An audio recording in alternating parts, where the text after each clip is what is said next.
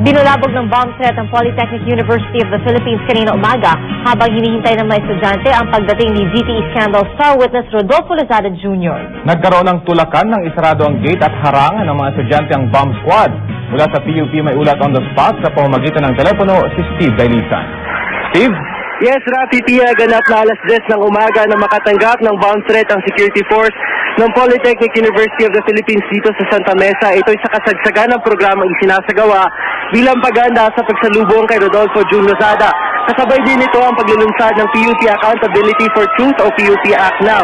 Habang idinaraos ang programa, agad nagring ang bell at agad na ikinagulat ito ng mga estudyante. Napasugod ang student regent na si Sofia Prado sa Office of the University President pero hindi na nakausap si Dr. Dante G. Guevara, yung presidente ng PUP. Agad daw nagkalat ang security force at sinarhan ang gate.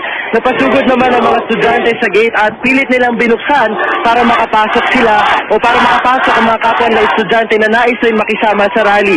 Isa sa kanila ang nasaktan si Jesse Ortega, isa sa convener ng PUP Act Now. At sa paa at agad na ginamot sa clinic. Ayon kay Jesse, pipilitin lang naman daw sana niyang makapasok ang kapwa ng estudyante pero tinulak daw siya ng isang card at akmapang hampasin ng isang kadena. Maya-maya pa dumating na ang bomb squad mula sa Manila Police District pero agad din silang hinarang ng mga estudyante.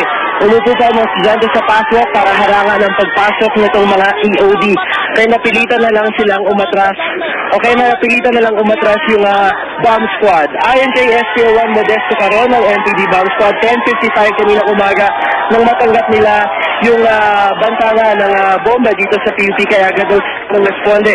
Pero ayon kay Henry Enaje, former student regent at Secretary General ng National Union of Students of the Philippines, may kasunduan daw na hindi basta magpapapa sa mga pulis dito sa university. Dumating si June Lozada pasado alas 11 ngayong umaga at nagtakbuhan nga yung mga estudyante para salubungin itong GTE star witness. Umulan din dito ng confetti mula rito sa 6 na palapag ng PUP at sinalubong, mainit ang pagsalubong kay June Lozada. Yung kanyang sasakyan ay halos sinahabol talaga nitong mga estudyante.